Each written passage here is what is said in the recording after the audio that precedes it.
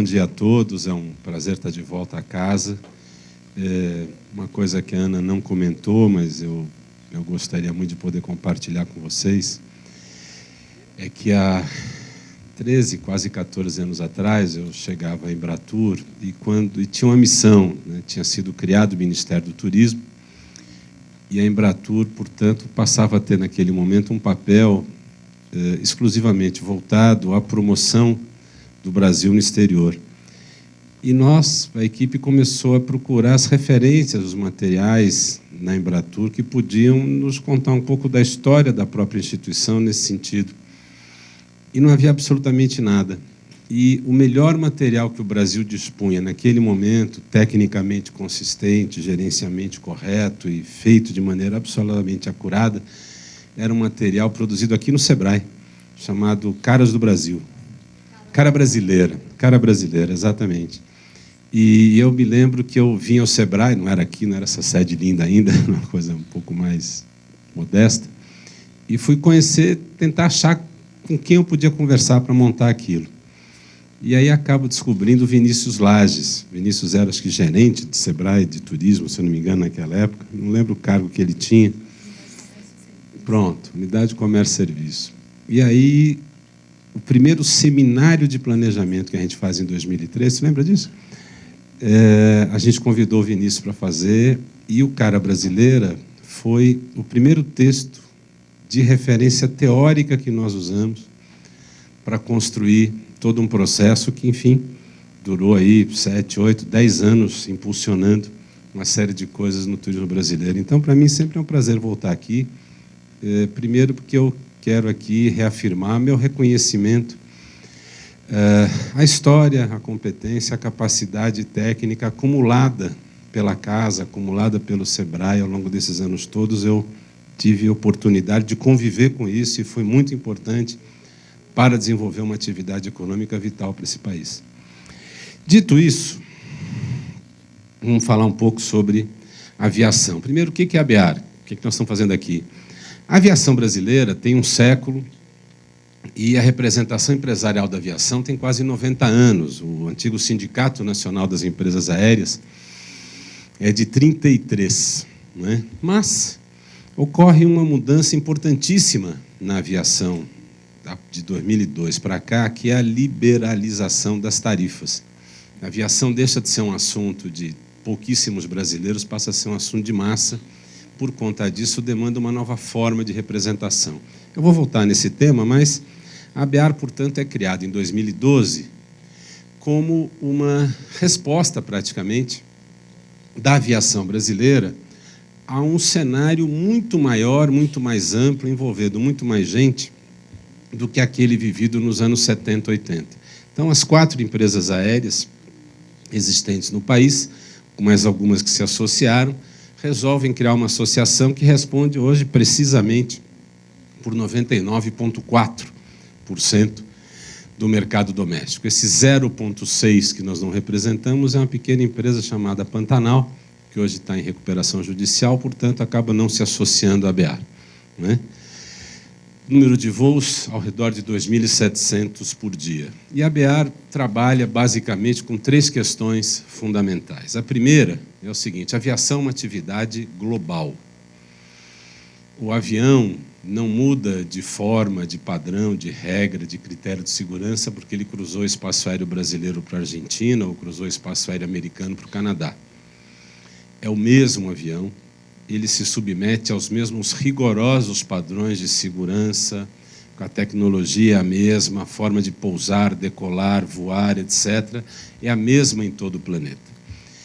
E a indústria de aviação, desde a década de 40, quando tem as primeiras convenções internacionais, a primeira mais famosa ocorre em Chicago, logo pouco antes do final da Segunda Guerra Mundial, de lá para cá, ela vem criando padrões globais e padrões internacionais de normatização, regulação, regulamentação, comportamento, para todos os seus atos, para todas as suas regras, para todas as suas normas, a fim de permitir que cada vez mais gente possa voar, que cada vez seja mais fácil voar e cada vez seja mais barato voar, que a aviação seja cada vez mais acessível.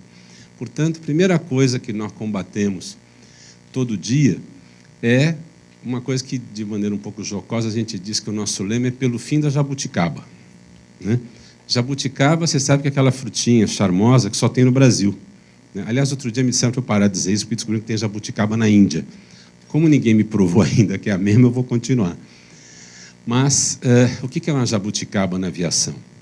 São regras, são normas criadas ao longo dos anos no Brasil, não, e é claro, não por idiotice ou estupidez, mas como fruto de um debate, de um determinado momento da vida nacional, quer seja de sua vida econômica, quer seja como resposta a fatos que ocorrem, quer seja como resposta a algum tipo de crise, tá certo? Mas, majoritariamente, 90%, 95% das regras e regulamentações que o Brasil tem são criadas até o final dos anos 90, no momento em que a aviação brasileira era um privilégio de pouquíssimas pessoas. Para dar um número a vocês, até 2002, nós vendemos uma média de 30 milhões de passagens aéreas por ano nesse país. No ano passado, nós vendemos 107 milhões de passagens aéreas. E a população brasileira não quadruplicou em 12 anos. Ora, o que aconteceu? Primeiro, portanto, quanto melhor, quanto mais próximo da regulamentação internacional, mais eficaz e mais barata será a aviação brasileira. Cada vez que você cria uma regrinha que só existe no Brasil, isso encarece o custo da aviação brasileira, isso afasta a nossa conectividade internacional e isso prejudica o ingresso de mais brasileiros no modal aéreo. Para dar um exemplo bastante simples a vocês, que estão aqui em Brasília, vários de vocês, ou por exemplo, todos vocês que não moram aqui, a Ana estava me contando que nós temos aqui hoje colegas dos 27 estados da União, correto? Muito bem. Então, cada um aqui pegou um avião no seu estado de origem e aterrissou aqui, hoje pela manhã, ontem, enfim, para participar do seminário. Nenhum de vocês sabe que nas passagens de cada um de vocês tinham 2, 3 reais embutidos de um negócio chamado tarifa de conexão, que vocês não usaram. Por quê? Porque foi criada uma regra no Brasil diferente do que acontece em todo lugar do planeta.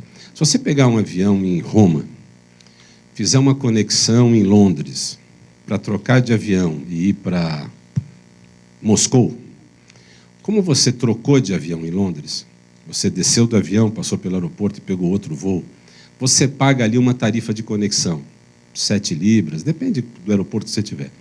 Quem paga isso? Quem fez a conexão, o passageiro que fez a conexão.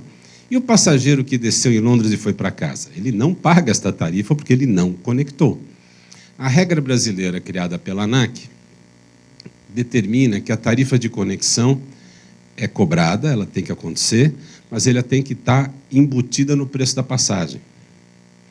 O que acontece com isso? Acontece o seguinte, como você embute no preço da passagem, eu não estou cobrando 7 reais da senhora e cobrando 0 reais da senhora. Na realidade, você pega o custo da conexão e acaba diluindo em todas as passagens. Tá certo? Portanto, há uma injustiça tarifária nesse processo. É uma jabuticaba. E mais, faz com que a gente acaba fazendo uma venda. Eu explicava ontem de manhã à mídia. A gente acaba fazendo assim, aqui no Brasil, você não pode ir na aviação. Sabe quando vocês entram no... Quem tem filho pequeno passa esse martírio, eu já passei por ele. O menino fala assim, eu quero ir no Mac. Mas não é saudável, mas eu quero ir no Mac. Quando você chega no Mac, você pode comprar só o cheeseburger, se você quiser. Você não é obrigado a comprar o combo total, né? Mais a batata frita e a Coca-Cola. A aviação brasileira, por conta de uma série de jabuticabas, nós não podemos vender só cheeseburger. Na aviação brasileira, você começa comprando o combo. Por isso que várias pessoas, de vez em quando, me perguntam, já estou colocando as provocações todas aqui, porque assim depois, se querem perguntar, vocês fiquem à vontade. Algumas pessoas me perguntam assim, puxa vida, mas eu cheguei em Paris e eu comprei uma passagem a 19 euros de Paris para Milão. É verdade. E por que aqui você não tem essa passagem? Porque lá você pagou 19 euros, aí você levou sua bagagem e pagou mais 35 pela bagagem. Você foi marcar o assento, você pagou mais 10. Você foi pegar o lanche, pagou mais X, você respirou, pagou mais tanto. Tudo aquilo que não é levar você do ponto A para o ponto B, ao redor do planeta, é desregulamentado. Significa que todo mundo paga por isso? Não, claro que não. Significa que você pode ou não cobrar, dependendo do voo, do cliente, do ambiente de comercialização e do ambiente de competição. Vocês querem ver um exemplo? O Brasil hoje tem 4 companhias aéreas, chamadas Legacy, companhias que fazem roteiro nacional. O lanche a bordo não é regulamentado. Existe uma regra de como você tem que fazer o lanche. Cada empresa faz do jeito que achar mais adequado, de acordo com suas decisões gerenciais. Então, hoje, você tem uma empresa no Brasil que serve lanche quente a bordo. Tem outra que serve lanche frio a bordo. Tem uma terceira que serve só snack a bordo. E tem uma quarta que cobra pelo lanche a bordo. Agora eu pergunto, segundo todas as nossas pesquisas, não há registro estatisticamente relevante. Ou seja, o número de passageiros que decide por quem vai voar, onde vai voar, 0,0000 chongas toma essa decisão por causa do lanche. Alguém aqui decide se vai voar A ou B por causa do lanche? Você decide se vai voar, primeiro, por causa do preço, né? Porque é mais caro ou mais barato. Segundo, por causa da rota, se é direto com conexão. Tá certo? Terceiro, por causa do horário, se é conveniente ou não para a sua agenda. Definidos esses 3 parâmetros, se ainda tiver empate, aí você vai partir para outras coisas, o tamanho e espaço da cadeira, o seu conforto pessoal, o seu cartão de milhagem, tá certo? Então, o lanche aparece, nós temos pesquisa para tudo isso, o lanche aparece como critério lá pela 14ª, 15ª opção, entendeu? Principalmente nos voos inferiores a 2 horas. Por quê? Porque em voo inferior a 2 horas, geralmente você não come a bola, só você come porque está lá, bateu só é mais por curiosidade de ver o gosto do que porque você está com fome. Você tomou café da manhã, pegou o avião, vai descer e vai almoçar. Ou almoçou, pegou o avião, vai descer e vai jantar. Tá certo? E, senhoras e senhores, voos até 2h30 pegam quase que 65%, 70% do tráfego aéreo deste país. Entenderam por que a gente defende padrões internacionais? Porque cada vez que alguém inventa uma bobagem, que é exclusivamente brasileira, você nos afasta do padrão internacional, afasta a chegada de empresas internacionais e aumenta o custo final. Porque, lembrem-se, a aviação não tem subsídio.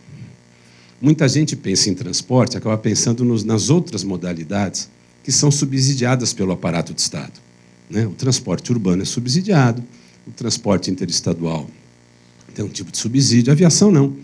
Cada centavo que entra no caixa vem da nossa disputa pelo cliente, pelo consumidor, pelo passageiro. Primeiro. A segunda questão que a gente defende é o Estado eficiente. Nós não estamos aqui na discussão ideológica, se o Estado é máximo, é mínimo, se tem que cuidar de A, de B ou de C. O que ele cuidar, tem que cuidar direito. No nosso caso, gente, a aviação, depois eu vou voltar nisso por conta de serviço, a atividade é de risco zero, né? Você olha para um avião, ele está mais ou menos, mas eu vou. Tu não sobe, não é assim? Né? Ah, eu vou subir. Não, o avião, sabe, o avião caiu, machuquei o braço, não tem essa. Mas a aviação é risco zero, a operação é 100% segura. Muitas vezes você se aborrece porque o comandante fala lá, senhoras e senhores, descobrimos aqui que acendeu uma luzinha verde no painel, então nós temos que esperar. Você fala assim, Deus do céu, que sacanagem, cada luzinha, vai embora com a luzinha. Como se você estivesse pensando no seu carro, né? Porque a gente está habituado,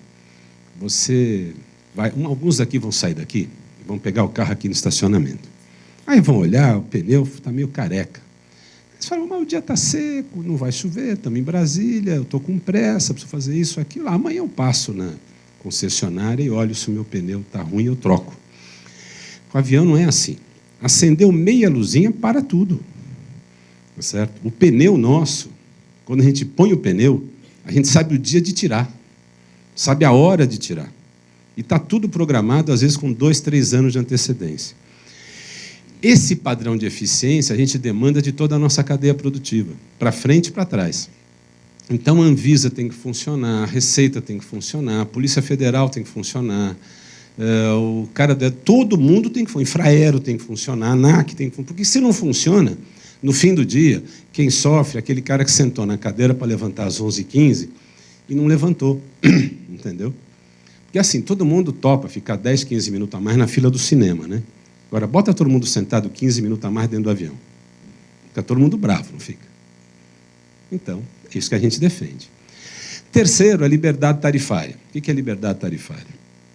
Alguns aqui mais clássicos, como eu, que eu estou vendo muitos colegas mais jovens, recordam-se que até 2001, nesse país, até 2002, perdão, o preço da tarifa aérea era definido pelo aparato de Estado. O antigo Departamento de Aviação Civil, DAC, dizia: o Rio-São Paulo custa 300 e tanto, São Paulo-BH custa 500 e tanto, e assim ia.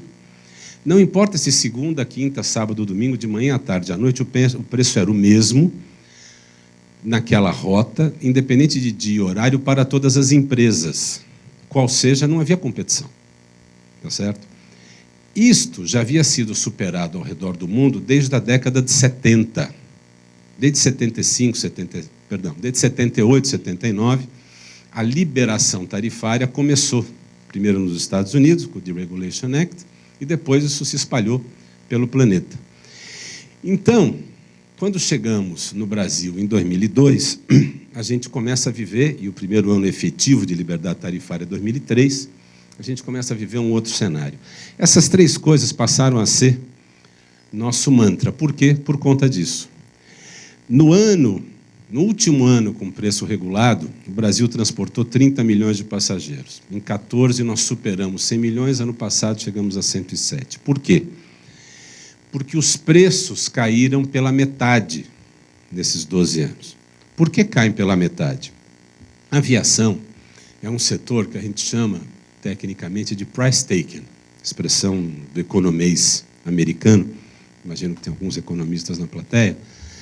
Price taking quer dizer o seguinte: nós temos uma espécie de estoque, vamos chamar assim, que você põe à venda com 364 dias de antecedência. Então, hoje é dia 11? 12.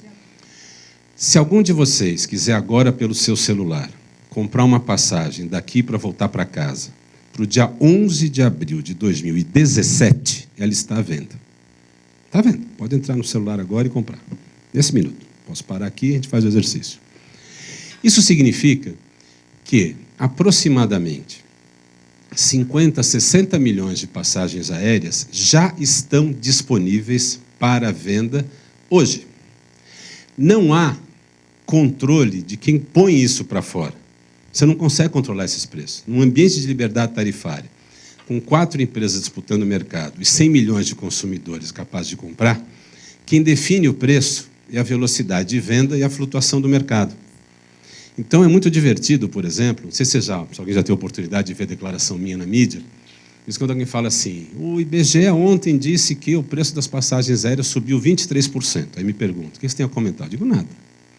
Por quê? Porque está errado. Nem subiu 23%, e no mês seguinte fala assim: o IBGE disse que o preço da passagem caiu 32%. O que você tem a dizer? Nada, porque está errado de novo. Porque o IBGE faz o quê? Não é que eles erraram, eles têm uma série histórica, eles pegam 6 pontos, Salvador, Rio, e tiram uma fotografia, uma vez por mês, do que está publicado no site. Acontece que o que está publicado no site não necessariamente o que foi vendido, porque se foi vendido meia hora depois, já mudou 12 vezes aquele preço. Tá certo? Em meia hora, o preço de uma passagem aérea pode mudar de 12 a 15 vezes, dependendo do voo, até mais. Por que isso acontece, então? E como é que nós fazemos? Eu costumo dizer o seguinte: o que vale é, no fim do mês, todo fim do mês, tem uma espécie de mega pendrive que a gente espeta lá no sistema e tira, e todas as companhias aéreas enviam à ANAC todo o preço real praticado em todas as passagens, de todos os voos, todos os dias, nesse país. E aí a ANAC publica o preço médio das passagens aéreas no país. Uma vez eu tive que ir ao Congresso Nacional, provocado até por um ex-presidente da Embratur, discutindo isso. Aí eu falei: olha, gente, a melhor forma de explicar às senhoras e os senhores congressistas, tinha uns 30 deputados na minha frente, é dizer o seguinte: o IBGE faz pesquisa eleitoral, e a ANAC conta o voto na urna. Eles entenderam na hora do que eu estava falando. A pesquisa eleitoral não está errada, ela mostra uma tendência. O voto na urna é diferente. Bom, o que acontece quando nós chegamos a 100 milhões de passageiros? Acontece que a aviação deixa de ser um assunto de um pequeno extrato da sociedade. Não é?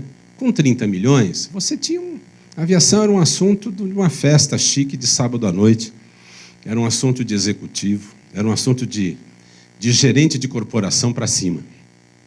Quando nós chegamos a 100 milhões de passageiros, passou a ser um assunto do frentista do posto de gasolina, de um trabalhador doméstico, né, de um operário, de um jovem recém-ingresso no mercado. Porque a segunda coisa que pintou foi um negócio chamado crédito. Novamente, para aqueles que têm a minha... Eu tenho 56 anos. Para aqueles que têm a minha idade, recordam-se que você comprava, se você fosse muito amigo do cara da agência, da operadora, no tempo que a gente usava agência de viagem, você dividia uma passagem nos anos 80, 90, se você fosse um cara super 10, sua conta bancária fosse limpa pelos últimos 30 anos, você comprava passagem 3 vezes. Hoje, qualquer ser humano no Brasil compra uma passagem em 10 vezes. E essa passagem despencou de preço. Portanto, todo mundo tem direito a esse modal. Virou um assunto cotidiano. Quando vira um assunto cotidiano, uma série de coisas passam a entrar no nosso diálogo. Por exemplo, segurança. A aviação brasileira é segura? Esse é o número planetário. A aviação brasileira é pontual? Este é o número que está na tela de vocês. A aviação aqui perde muita bagagem? Novamente, esse é o número.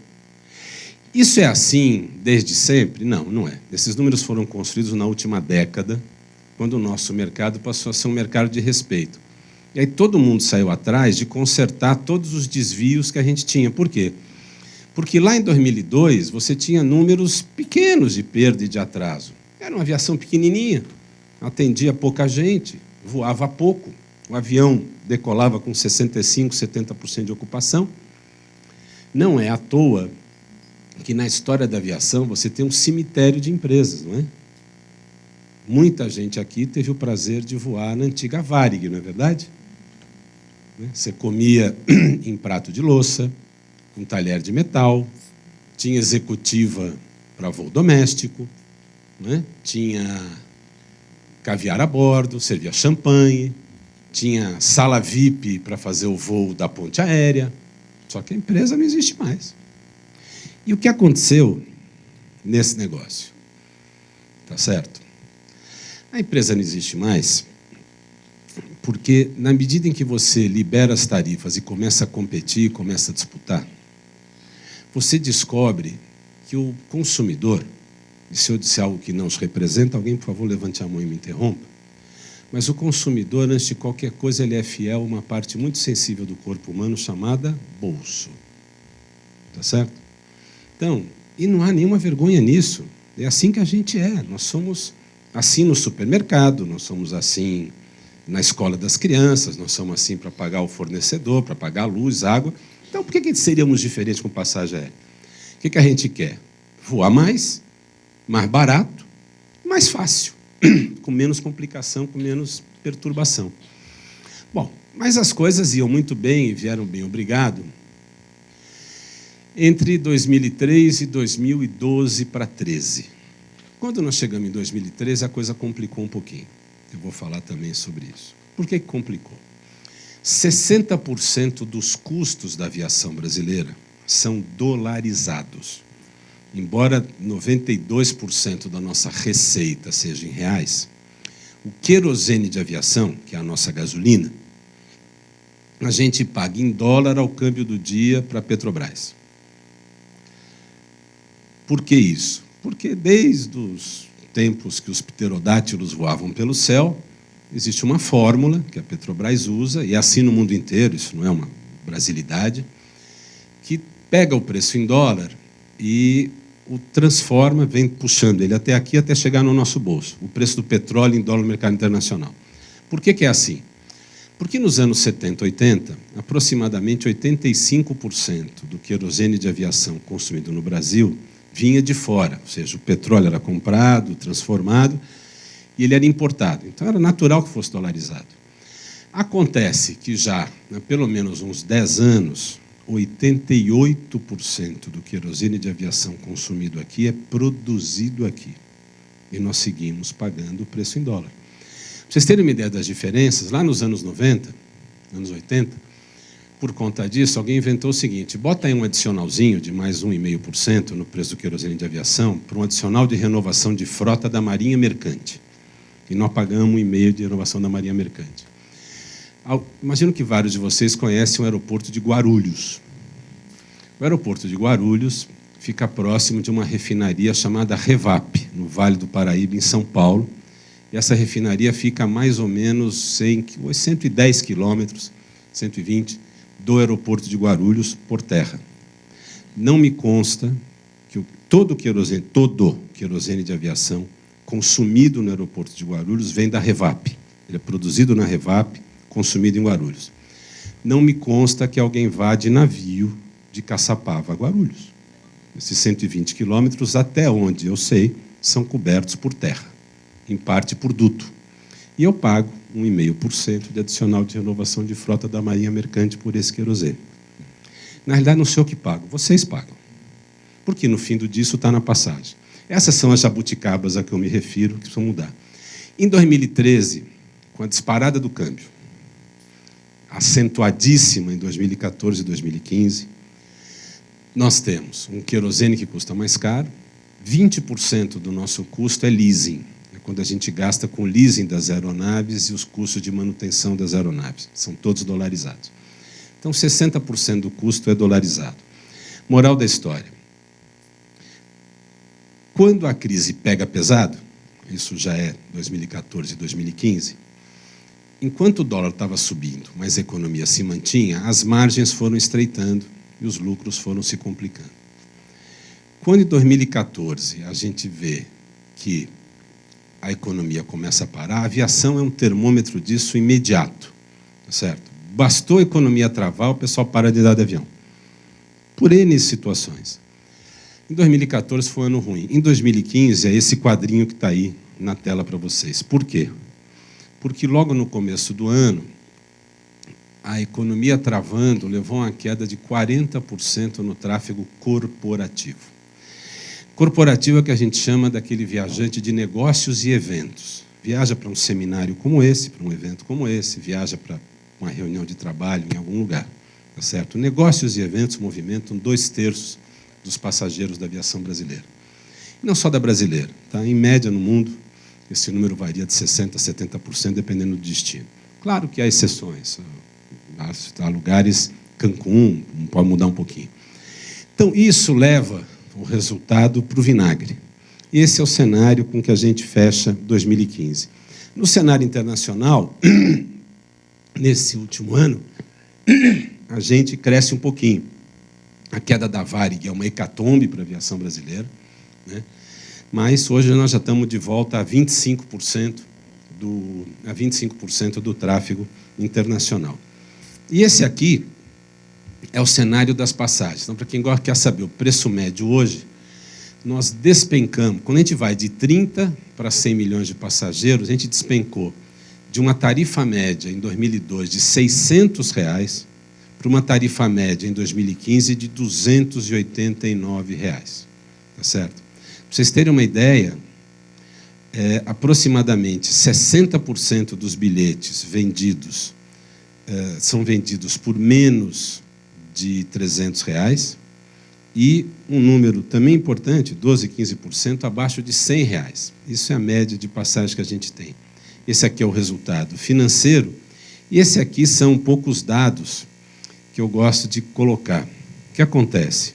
O preço do petróleo no exterior caiu ano passado. Todo mundo leu sobre isso, não leu? A gasolina diminuiu no posto de gasolina para vocês? Não? Que eu saiba, a minha não. No nosso caso, o que acontece? Como o custo é dolarizado, o câmbio subiu 47%, o preço caiu 20%, o resultado é o seguinte: de janeiro para dezembro do ano passado, a gente pagou no fim do ano 1% mais caro sobre o querosene de aviação em relação ao começo do ano. Então, o querosene sobe, a ocupação despenca, as pessoas vão embora, a tarifa média caiu 18%. Em algum lugar a conta não vai fechar, né? A variação do câmbio é aquela, 47, o preço do petróleo, segundo a agência de energia americana, que pega a cotação planetária, caiu 20, tá certo? Portanto, o que a gente está debatendo hoje? É o câmbio, os impostos, né? Por que ICMS é um dado importante? Que isso também é uma jabuticaba. Muitas vezes, alguém aqui já pegou um avião em Guarulhos, novamente, estou em Guarulhos porque é o meu estado, e a maior conectividade internacional do país é em Guarulhos. Mas alguns de vocês já devem ter pego um avião em Guarulhos para Buenos Aires e ficaram muito bravos de saber que ele custava 10%, 12% mais caro do que o avião que ia para Fortaleza. Tem alguém do Ceará aqui? Pronto. O povo do Ceará é mais ou menos a mesma distância, é muito parecida a distância, São Paulo, Buenos Aires, São Paulo, Fortaleza. E custa 10%, 12% mais caro ir para Fortaleza, é mais caro ir a Fortaleza do que ir a Buenos Aires. Por quê? Muita gente não sabe do seguinte: o Brasil é signatário dos acordos comerciais internacionais. Então, você tem que cumprir uma série de normas internacionais. Em nenhum país desse planeta existe tributo regional sobre querosene de aviação. Em nenhum lugar se cobra isso. Então, se você não cobra no exterior, você não pode cobrar de uma empresa que vai voar para um destino no exterior. Isso é acordo comercial internacional. Mas no Brasil se cobra ICMS sobre querosene de aviação. E o estado que cobra a tarifa mais alta do país é exatamente São Paulo. A gente paga a mesma bomba, põe querosene de aviação no avião que vai a Fortaleza e no avião que vai a Buenos Aires. Esse avião que vai a Fortaleza, sobre o querosene de aviação, paga 25% de imposto. O que vai a Buenos Aires paga 0%. Como o querosene é 40% do nosso custo, só de ICMS o voo para Fortaleza já é 10% mais caro. Quando a gente chega em Buenos Aires, o querosene de aviação em Buenos Aires custa mais ou menos 28% do custo da passagem, enquanto aqui é 40%. Moral da história, você saiu mais barato para ir e volta mais barato. Quando eu chego em Fortaleza, custa os 42%, 43%, que também tem ICMS lá em Fortaleza. É menor do que em São Paulo, lá, se não me engano, está 17, 18, não tenho de cabeça, são 27 diferentes. Mas essas coisas, no fim do dia, acabam sempre no preço da passagem. Então, imposto é o nosso segundo problema. Terceiro, as tarifas e as taxas, né? Essas taxas de conexão que eu já falei. Quarto, os custos do trabalho, tá certo? No Brasil, isso também não é achismo. A aviação tem um negócio divertido. A gente não acha nada. A gente pode ter opinião sobre tudo, mas para tudo tem número e dado. Então, todas as questões são estatísticas. Sobre os dados, nós podemos ter a opinião que a gente quiser, algumas vezes até divergentes. A gente não pode ignorá-los. Então, no Brasil, por exemplo, se uma companhia, isso é uma pesquisa interessante, se uma companhia aérea low cost europeia, dessas que custam 19, 29 libras ou euros a passagem, viesse operar no Brasil, que diferença haveria? Porque os números dessas empresas estão todos abertos, que nem o nosso. Se alguém tiver qualquer curiosidade sobre o que eu estou dizendo, você entra agora no site da ANAC e tem todos os nossos dados lá, inclusive os financeiros. Porque pela regulamentação aérea, de aviação, mesmo que você seja uma empresa de capital fechado, você tem que publicar no site da autoridade aeroportuária os seus dados econômicos. Por quê? Porque todos têm direito a saber tudo sobre avião. Então, nós somos absolutamente escancarados do ponto de vista da governança. Se a empresa aérea low cost europeia vier operar no Brasil, no dia seguinte ela custa 27% mais caro. É este o percentual do nosso custo Brasil na aviação, 27%. Não é que eu acho, eu penso, eu sinto. Esse é o número, tá certo? Isso acaba limitando, portanto, o processo de recomposição. Ora, quais são os 4 temas, portanto, pelos quais nós nos batemos? Primeiro, a equiparação da fórmula de preço do QAV ao internacional. No Brasil, o QAV custa 40% da passagem aérea de vocês. A média mundial é 28%. Então, primeira bandeira nossa. A Petrobras tem que rever a fórmula, tá certo? Quando o preço do petróleo cai, vocês no dia seguinte estão vendo nos jornais uma notícia de uma agência americana assim, companhia aérea americana lucra não sei quantos bilhões. Nós estamos na outra mão, tá certo? 2, nós queremos que a tributação sobre o querosene seja igual ao padrão internacional. Só isso já tira 10% do preço da passagem aérea de todos vocês. 3, nós queremos que o ambiente regulatório seja igual. Tarifa de conexão, força maior, bagagem, tudo seja igual. 4, nós queremos que a infraestrutura melhore a ponto de atender esse processo também.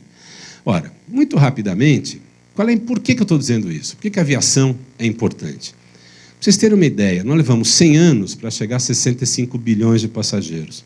As pesquisas mostram que em 15 anos nós vamos dobrar isso, desde que a gente consiga avançar direito. Nós somos afetados pelos desastres planetários, crise de petróleo, SARS, essas coisas. Mas olha que barato, gente. Você veja como a gente pode crescer, tá certo? Quantos milhões de passageiros a gente transporta, quantos voos a gente faz por ano, tá certo? A responsabilidade da nossa cadeia produtiva para frente e para trás do ponto de vista do emprego. Num país como o nosso, não há hipótese de um ser humano sair de Belém, chegar em Florianópolis no mesmo dia, se não for de avião. Não há hipótese da gente transportar um órgão para transplante se não for de avião. Em 60% a 70% do território deste país, a única forma de você fazer negócios, transportar mercadorias e transportar pessoas a tempo e a hora necessários é de avião, por conta de uma opção histórica tomada pelo Juscelino Kubitschek lá nos anos 60. Isso é uma outra, você tem para uma outra palestra de outras 3 horas, tá certo? Mas é por conta dessa história. E não existe possibilidade da economia de serviços, destacadamente o turismo e seus impactos, nos seus 4 verbos, gastronomia, hospitalidade, comércio e desfrute de cultura e natureza, se estabelecer sem um avião. Não existe. Tira o avião, pensem, os 27 estados da União estão aqui. Pensem em cada um de vocês o que seria do seu estado sem avião. Tá certo? Não é à toa que num ano como esse, onde a crise pegou pesado, e nós estamos tendo que reduzir a malha aérea para as empresas ficarem de pé, cada vez que você mexe num avião, pulam 15 deputados lá no Congresso. Por quê? Porque o consumidor liga para ele e fala: deputado, estão tirando o avião daqui, pelo amor de Deus. Aí o deputado vai lá e fala: é o trabalho de cada um. Tá certo? Vejam, por exemplo, carga. E aqui eu queria me deter um minuto. Muitos de vocês estão vinculados com cadeias produtivas super interessantes. Tá? Não vou ficar enumerando cada uma aqui. Se o Sebrae continua sendo o que sempre foi, cada um aqui no seu estado tem 12, 15, 18 cadeias produtivas que está estimulando, incentivando, ajudando, apoiando, promovendo, etc. Várias dessas cadeias produtivas gostariam, teriam interesse em fornecer para a aviação. Tá certo? É importante vocês entenderem o seguinte: a aviação é a atividade mais normatizada desse planeta. Para entrar um tomate dentro do avião tem norma.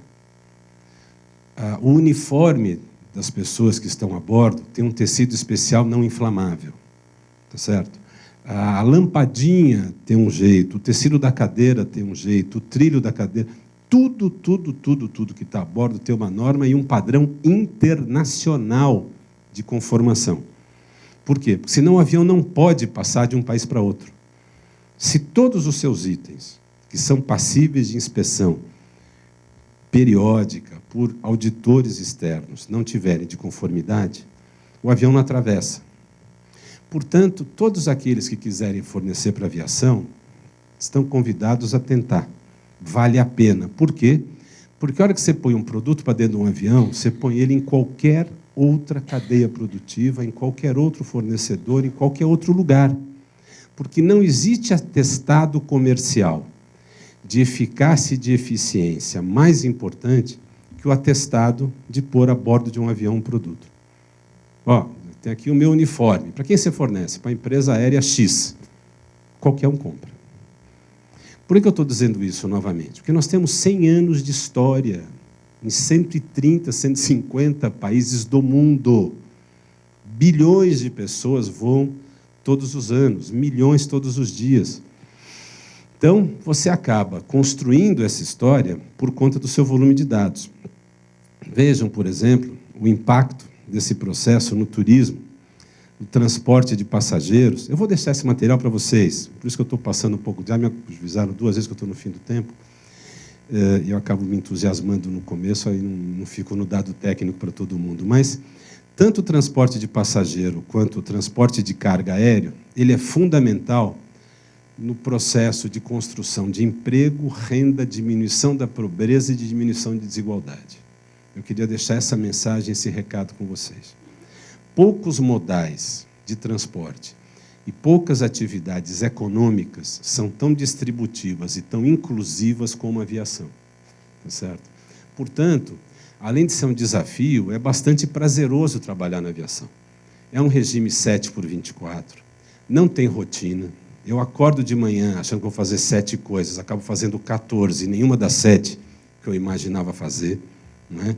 É comum você ter algum tema sábado, domingo, feriado, etc. Quando chega Natal e Ano Novo, em vez de ir para casa, a gente está de plantão.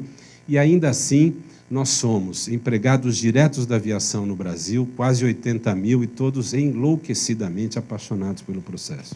Tá certo? Você entra que nem um vírus, tu não sai nunca mais. Do ponto de vista dos empregos indiretos, nós batemos no 1 milhão nessa cadeia produtiva. Esse aqui é o dado brasileiro. 75 anos para fazer 500 milhões de passageiros, 14 para bater quase 1 bi. Né? E nós pretendemos, em 2020, dobrar isso. Nós sentimos as crises, tá certo? Aqui também. Vejam que essas descidas é quando a economia pega, cai o número de passageiros. E olha que barato, se você vê como é que a gente transporta gente, passageiro, carga, número de voos realizados, quantos aeroportos, né? Como uma coisa fica interessante. Só em 2014 a gente superou os 100 milhões de passageiros transportados. O volume de passageiros por região corresponde muito ao peso de cada região na economia. Isso também é importante entender. Quando o pessoal me pergunta assim, mas por que o meu estado, a minha capital, só tem 5 voos por dia, não tem 15? Porque não tem gente para 15. Simples assim, tá certo? Como tudo é liberado desde 2002, preço e rota, ou seja, as empresas têm liberdade de decidir se vão voar para A ou para B, você põe e tira avião de acordo com a demanda, tá certo? Então, esse ano de 2016 é um ano duríssimo. Tá? 2015 foi um ano desastroso, 2016 vai ser pior. Tá? O nosso cenário é que as coisas começam a melhorar, se tudo der certo, depois do segundo semestre do ano que vem. O que significa duríssimo? Significa o seguinte, despencou o número de passageiros, despencou o ticket médio, portanto, haverá ajuste de malha em vários lugares do país. Quem vai sentir mais o ajuste de malha?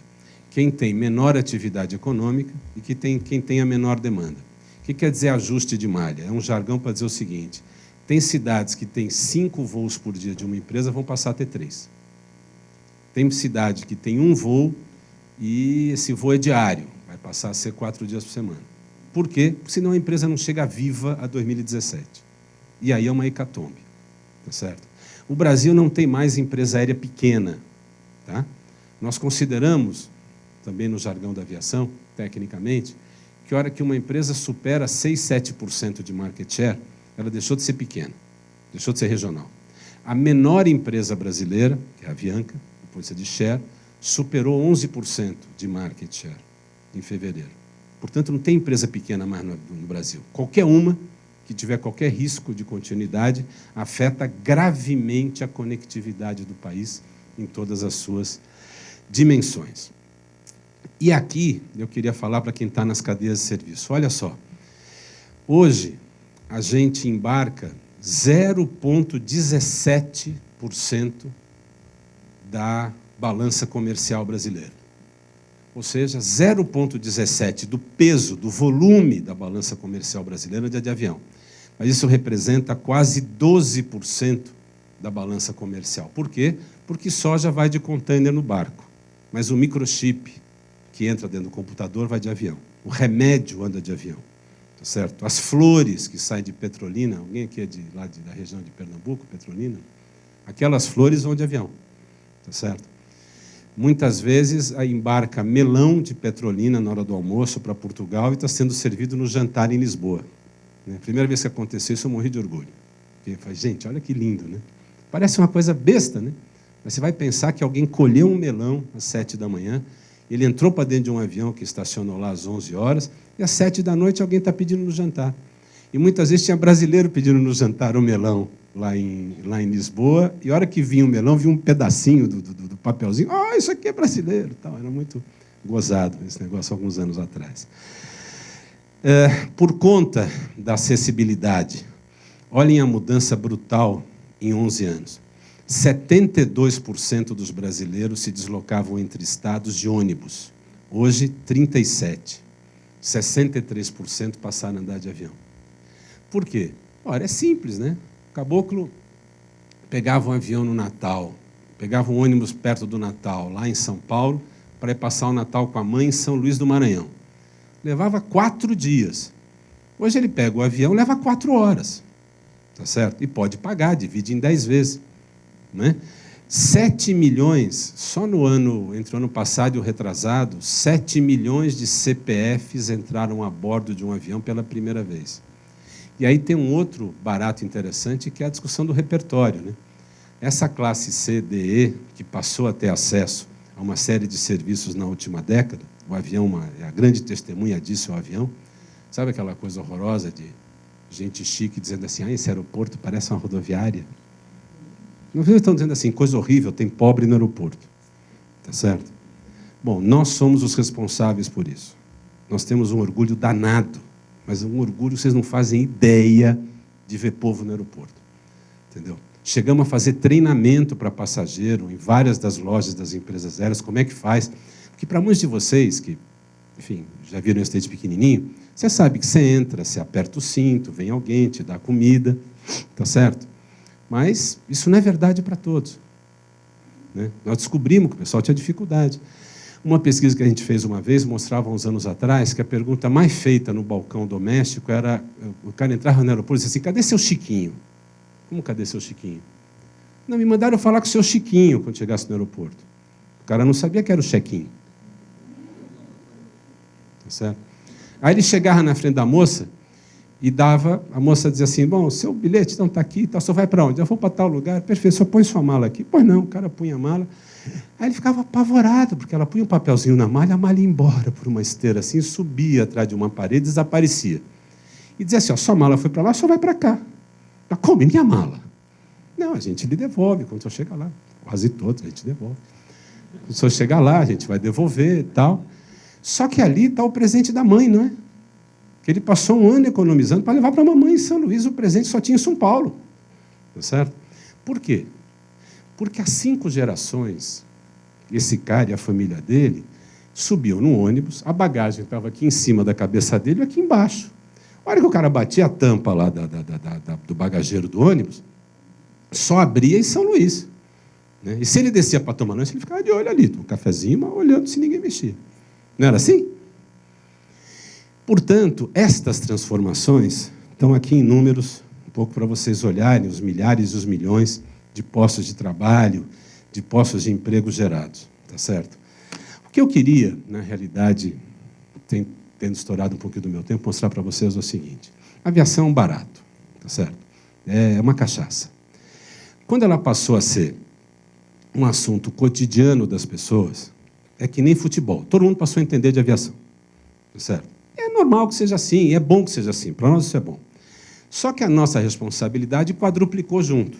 Então, nós passamos a fazer o quê? A compartilhar esses dados. Essas informações não eram compartilhadas há 10, 12 anos atrás. Primeiro, que não havia interesse da sociedade em saber delas, porque a sociedade não lidava com elas. Segundo, a tarifa média era tão alta que todas essas coisas pequenininhas meio que saíam pela urina, ninguém ligava para elas. Agora não, a nossa tarifa caiu. Com o dólar do jeito que está, a tarifa média no Brasil hoje está em torno de 75, 80 dólares. Ela é menor do que boa parte das tarifas médias no exterior. Então, ela é super competitiva, super competitiva. Agora, nós podemos avançar? Podemos. Nós queremos ir para 200 milhões transportados em 10, 15 anos. A nossa meta era 2020. Em 2012, os dados que a gente tinha em 2012, nós traçamos uma meta de 8 anos para chegar a 200 milhões. Estamos revendo essa meta, isso não vai acontecer, mas nós queremos continuar perseguindo. Se não é para 20, é para 24, é para 26. Já nós vamos estar soltando esse cenário. Para fazê-lo, nós dependemos do cumprimento dessa agenda. Acontece o seguinte, aqui você tem milhões e milhões e milhões de oportunidades de trabalho, de fornecimento, de prestação de serviço, de treinamento de pessoal, de incorporação de mão de obra e de desenvolvimento numa série de destinos. Tá certo? Eu sou de uma região, no meu estado de São Paulo, sou de uma cidade chamada Santos. No meu tempo era famosa por causa do Pelé, hoje é mais famosa por causa do Neymar. Mas Santos tem uma pequena base aérea. Nós estamos há anos discutindo a transformação da base aérea em aeroporto. Tá? Para vocês terem uma ideia, só a transformação da base aérea em aeroporto pode gerar um impacto ali em torno de 4% a 5% no PIB da região. Aqueles colegas que são das cidades que estão discutindo os hubs, no Nordeste principalmente, estão carecas nos últimos 12, 15 meses de ver os números de impacto positivo que a aviação pode gerar em suas cidades. Acho que é o que eu tinha a dizer para vocês. Super obrigado e fico à disposição.